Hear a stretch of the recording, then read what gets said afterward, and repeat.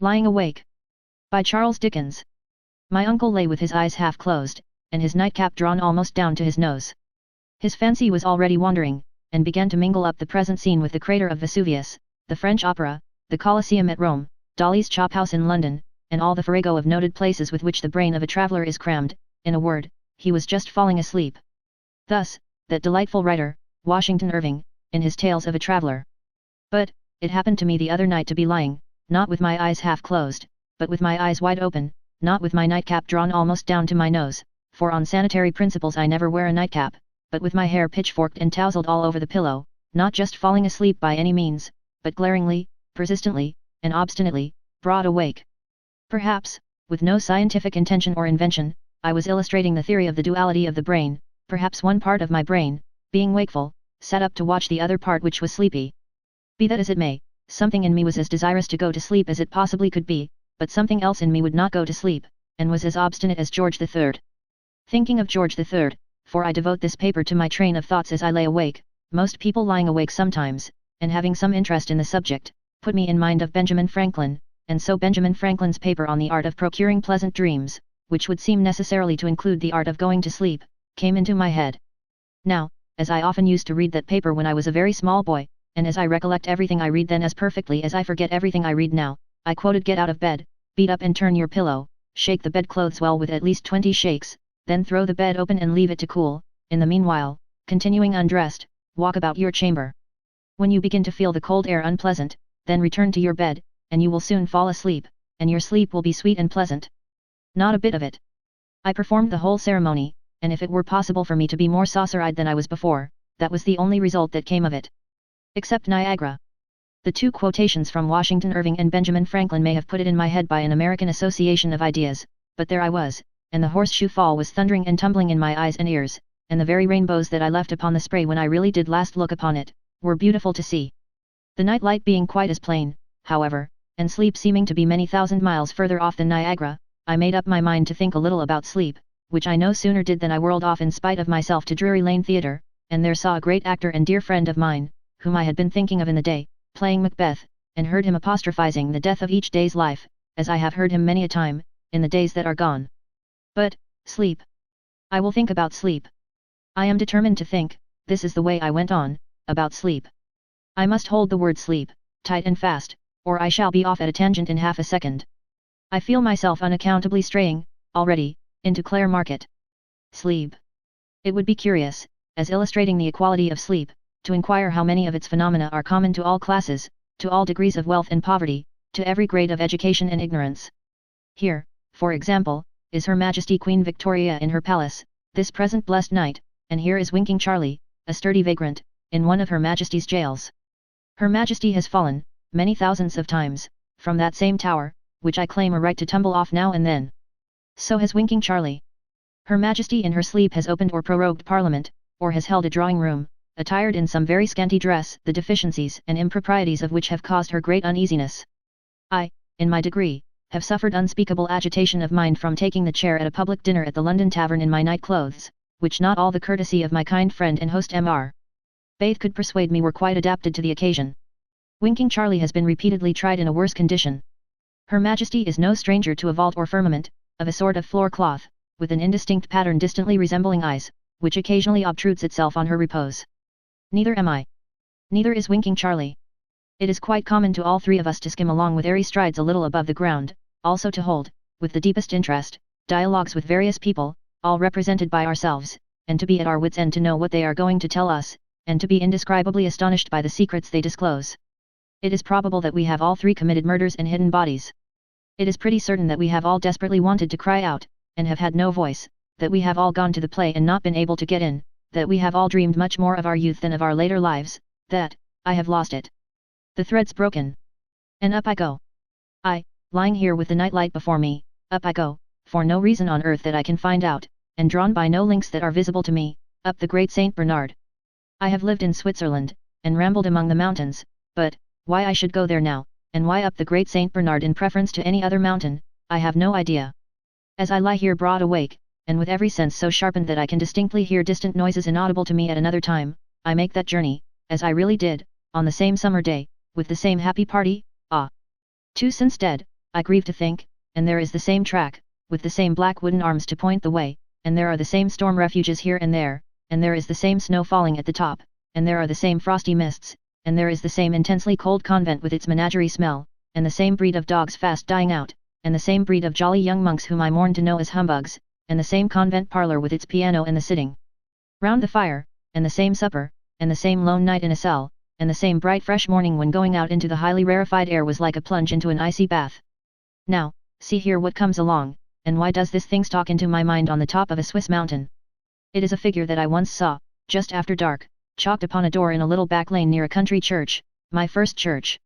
How young a child I may have been at the time I don't know, but it horrified me so intensely, in connection with the churchyard, I suppose, for it smokes a pipe, and has a big hat with each of its ears sticking out in a horizontal line under the brim, and is not in itself more oppressive than a mouth from ear to ear, a pair of goggle eyes, and hands like 2 bunches of carrots, 5 in each, can make it, that it is still vaguely alarming to me to recall, as I have often done before, lying awake, the running home, the looking behind, the horror, of its following me, though whether disconnected from the door and all, I can't say, and perhaps never could.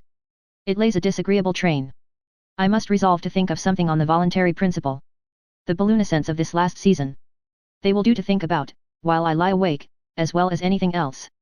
I must hold them tight though, for I feel them sliding away, and in their stead are the Mannings, husband and wife, hanging on the top of Horsemonger Lane Jail. In connection with which dismal spectacle, I recall this curious fantasy of the mind. That, having beheld that execution, and having left those 2 forms dangling on the top of the entrance gateway, the man's, a limp, loose suit of clothes as if the man had gone out of them, the woman's, a fine shape, so elaborately corseted and artfully dressed, that it was quite unchanged in its trim appearance as it slowly swung from side to side, I never could, by my uttermost efforts, for some weeks, present the outside of that prison to myself, which the terrible impression I had received continually obliged me to do, without presenting it with the 2 figures still hanging in the morning air. Until, strolling past the gloomy place one night, when the street was deserted and quiet, and actually seeing that the bodies were not there, my fancy was persuaded, as it were, to take them down and bury them within the precincts of the jail, where they have lain ever since. The balloon-ascents of last season. Let me reckon them up.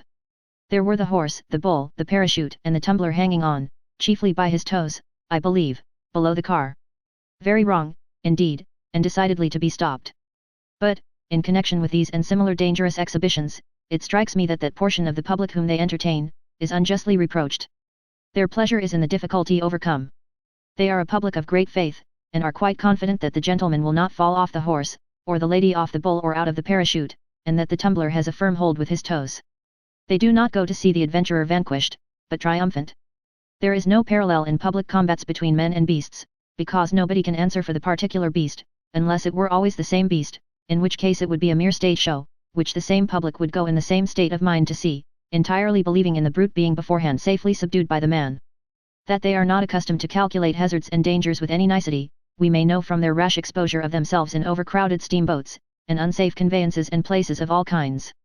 And I cannot help thinking that instead of railing, and attributing savage motives to a people naturally well disposed and humane, it is better to teach them, and lead them argumentatively and reasonably, for they are very reasonable, if you will discuss a matter with them, to more considerate and wise conclusions. This is a disagreeable intrusion. Here is a man with his throat cut, dashing towards me as I lie awake.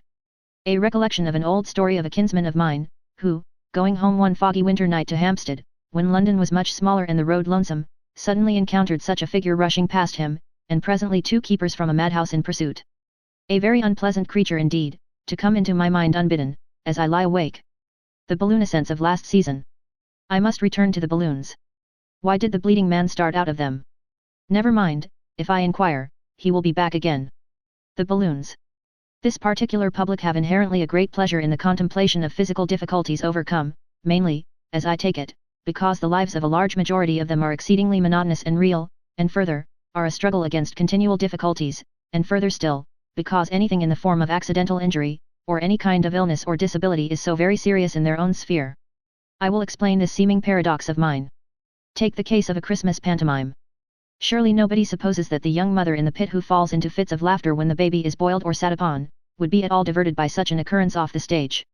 Nor is the decent workman in the gallery, who is transported beyond the ignorant present by the delight with which he sees a stout gentleman pushed out of a 2 pair of stairs window, to be slandered by the suspicion that he would be in the least entertained by such a spectacle in any street in London, Paris, or New York. It always appears to me that the secret of this enjoyment lies in the temporary superiority to the common hazards and mischances of life, in seeing casualties, attended when they really occur with bodily and mental suffering, tears, and poverty, happen through a very rough sort of poetry without the least harm being done to anyone, the pretence of distress in a pantomime being so broadly humorous as to be no pretence at all.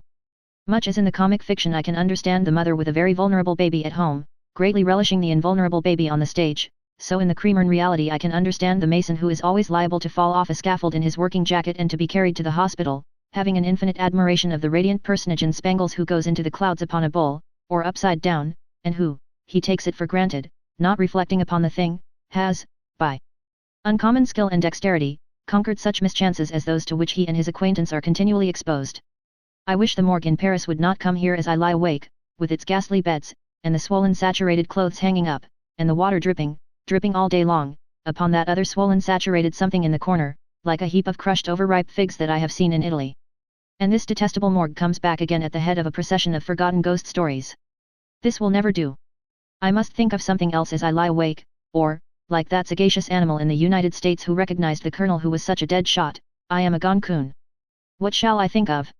The late brutal assaults. Very good subject. The late brutal assaults. Though whether, supposing I should see, here before me as I lie awake, the awful phantom described in one of those ghost stories, who, with a head-dress of shroud, was always seen looking in through a certain glass door at a certain dead hour, whether, in such a case it would be the least consolation to me to know on philosophical grounds that it was merely my imagination, is a question I can't help asking myself by the way. The late brutal assaults. I strongly question the expediency of advocating the revival of whipping for those crimes. It is a natural and generous impulse to be indignant at the perpetration of inconceivable brutality, but I doubt the whipping panacea gravely. Not in the least regard or pity for the criminal, whom I hold in far lower estimation than a mad wolf, but in consideration for the general tone and feeling, which is very much improved since the whipping times. It is bad for a people to be familiarized with such punishments. When the whip went out of Bridewell, and ceased to be flourished at the cart's tail and at the whipping post, it began to fade out of madhouses and workhouses and schools and families, and to give place to a better system everywhere, than cruel driving. It would be hasty, because a few brutes may be inadequately punished, to revive, in any aspect, what, in so many aspects, society is hardly yet happily rid of. The whip is a very contagious kind of thing, and difficult to confine within one set of bounds. Utterly abolish punishment by fine, a barbarous device, quite as much out of date as wager by battle, but particularly connected in the vulgar mind with this class of offence, at least quadruple the term of imprisonment for aggravated assaults, and above all let us, in such cases, have no pet prisoning, vain glorifying, strong soup, and roasted meats, but hard work, and one unchanging and uncompromising dietary of bread and water, well or ill, and we shall do much better than by going down into the dark to grope for the whip among the rusty fragments of the rack, and the branding iron, and the chains and gibbet from the public roads, and the weights that pressed men to death in the cells of Newgate. I had proceeded thus far, when I found I had been lying awake so long that the very dead began to wake too, and to crowd into my thoughts most sorrowfully. Therefore, I resolved to lie awake no more, but to get up and go out for a night walk, which resolution was an acceptable relief to me, as I dare say it may prove now to a great many more.